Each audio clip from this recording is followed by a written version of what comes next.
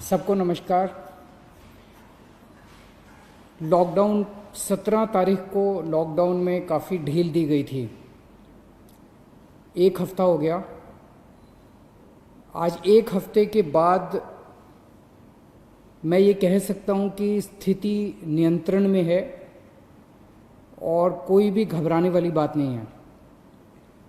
जब लॉकडाउन में ढील दी गई थी, हमें ये उम्मीद थी कि थोड़े से केसेस में बढ़ोतरी होगी। लॉकडाउन में ढील देने के बाद थोड़ी बढ़ोतरी हुई है, लेकिन चिंता की कोई बात नहीं है।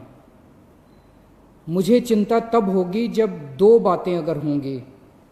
एक तो ये कि अगर मौत का आंकड़ा बहुत तेज़ी से अगर बढ़ने लगेगा,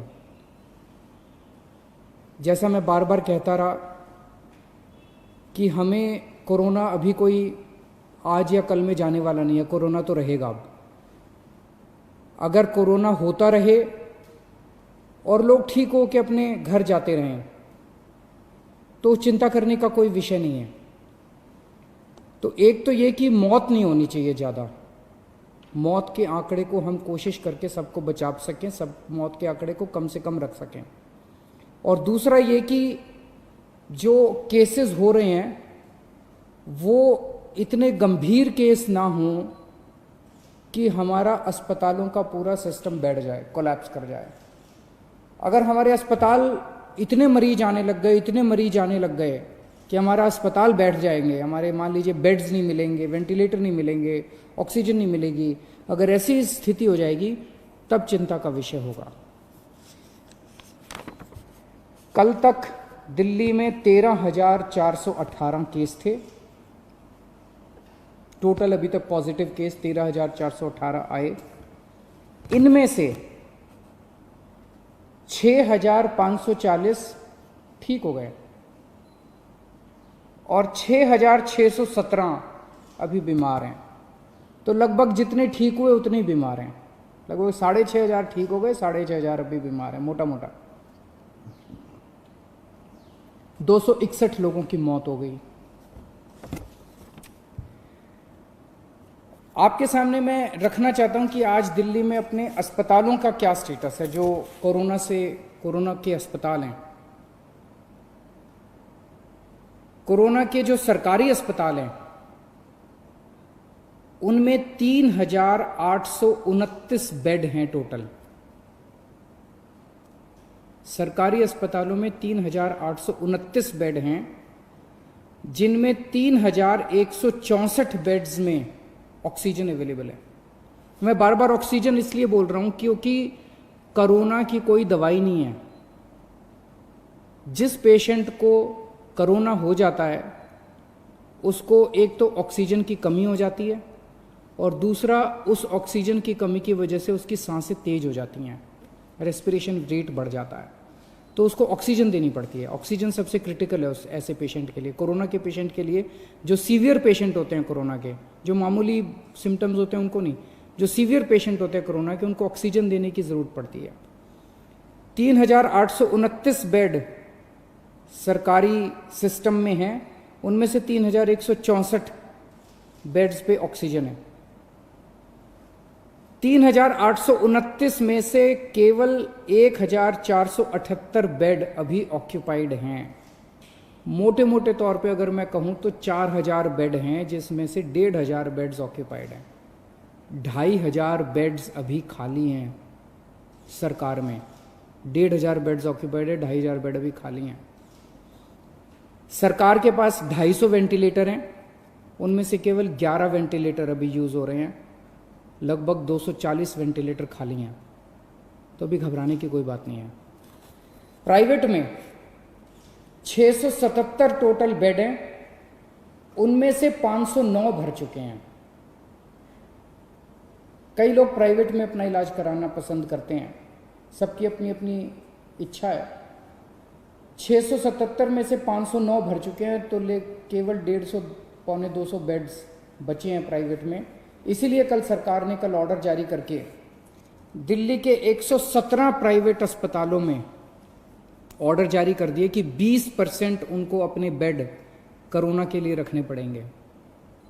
तो इससे प्राइवेट सेक्टर के अंदर जो प्राइवेट अस्पताल हैं उनके अंदर लगभग 2000 नए बेड्स आज से अवेलेबल हो गए हैं।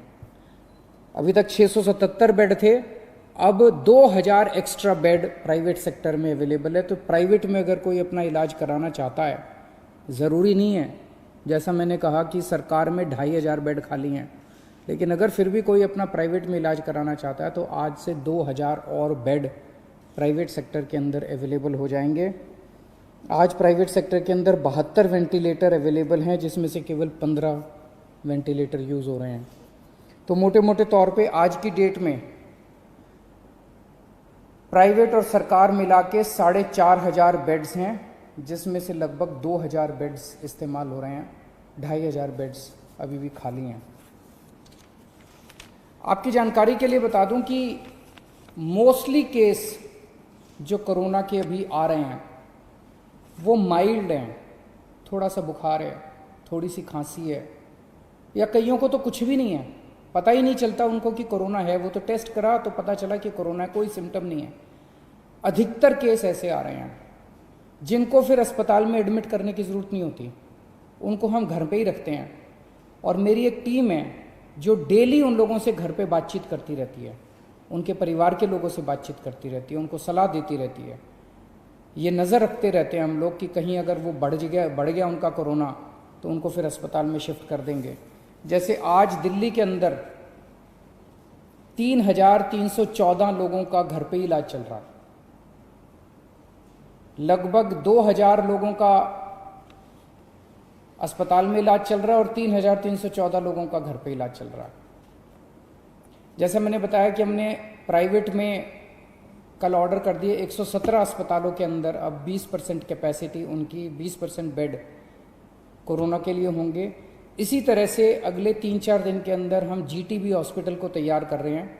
जीटीबी हॉस्पिटल के 1500 बेड्स, सबको ऑक्सीजन बेड्स बना रहे हैं, और जीटीबी हॉस्पिटल के 1500 और बेड्स हमारे कोरोना के लिए तैयार हो जाएंगे। तो मैंने बताया आपको कि लगभग 4000 बेड आज सरकार में ऑलरेडी कोरोना के हैं, 1500 और हो जाएंगे, तो 5500 बेड सरकार में पूरी तरह से कोरोना के लिए डेडिकेट हो जाएंगे। और कल ही हम लोगों ने ऑर्डर दिया है और लगभग 2000 और बेड्स को ऑक्सीजन बेड्स कन्वर्ट करने के लिए। तो एक तरह से हमारी पूरी तैयारी है कि अगर कोरोना के गंभीर पेशेंट्स में अचानक उछाल आता है तो हम तैयार हैं। आज से 1 हफ्ता पहले जब लॉकडाउन में ढील दी गई थी तब क्या स्थिति थी और आज क्या स्थिति है। 17 तारीख को लॉकडाउन में ढील दी गई थी। उस दिन टोटल पेशेंट दिल्ली में पॉजिटिव 9755 थे, आज 13418 हैं। 1 हफ्ते के अंदर लगभग 3500 पेशेंट्स बढ़ गए। इसी के साथ साथ 1 हफ्ते के अंदर 2500 लोग ठीक होकर घर चले गए। 3500 बढ़ गए और 2500 ठीक हो गए। तो जैसे मैंने बताया कि लोग ठीक भी साथ साथ होते जा रहे हैं, बीमार हो रहे हैं लेकिन ठीक भी साथ साथ होते जा रहे हैं।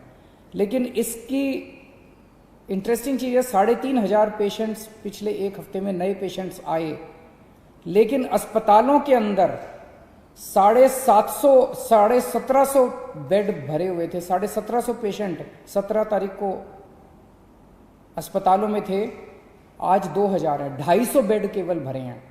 तो केवल 250 नए पेशेंट अस्पतालों के अंदर आए। अस्पतालों में भी ठीक हो रहे हैं और नए आ रहे हैं, ठीक हो रहे हैं और नए आ रहे हैं। केवल 250 नए बेड अस्पतालों के अंदर भरे हैं।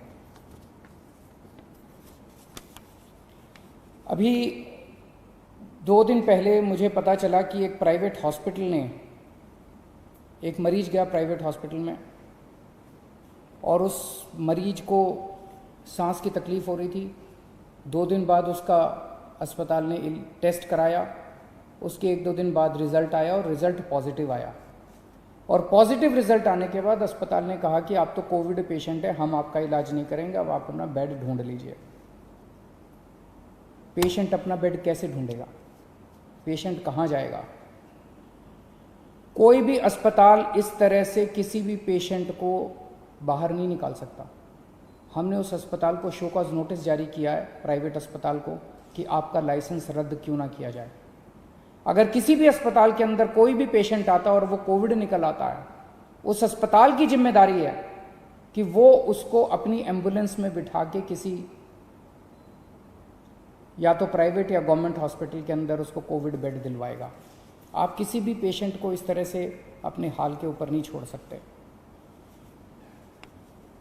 एक जो मेरे सामने पता चला कि जो लोगों को तकलीफ कई बार आती है, जैसे मैंने अभी बताया, हमारे पास सरकार में अभी 2500 बेड खाली पड़े हैं और अब 2000 प्राइवेट सेक्टर में भी बेड खाली मिल होंगे, 4500 बेड खाली हैं, लेकिन लोगों को पता नहीं चलता किस अस्पताल में बेड खाली हैं, लोगों को पता नहीं चलता कहाँ जाएं। तो इसके लिए अब हम एक सिस्टम बना रहे हैं, 2-3 दिन के अंदर सिस्टम आपके सामने लाएंगे, जिसमें अगर कोई भी कोविड का सीरियस पेशेंट है और उसको बेड चाहिए, उसको एडमिशन चाहिए, उसको तुरंत पता चल जाएगा कि मुझे कहाँ जाने की ज़रूरत है। इसका पूरा सिस्टम बना रहे हैं और 2-3 दिन के अंदर ये पूरा सिस्टम बना के मैं आपके सामने आऊँगा। फ़िलहाल जैसे मैंने बताया कि दिल्ली के अंदर स्थिति नियंत्रण में है, केसेस थोड़े बढ़ रहे हैं, मैं मानता हूँ केसेस थोड़े बढ़ रहे हैं, लेकिन जितने केसेस बढ़ रहे हैं मोस्टली माइल्ड सिम्टम वाले हैं, एसिम्टोमेटिक हैं, उनका घर में ही इलाज चल रहा है, उनकी भी हम देखभाल कर रहे हैं और जो पेशेंट्स हॉस्पिटल में आ रहे हैं उनका भी हम पूरा ख्याल रख रहे हैं। बहुत बहुत शुक्रिया।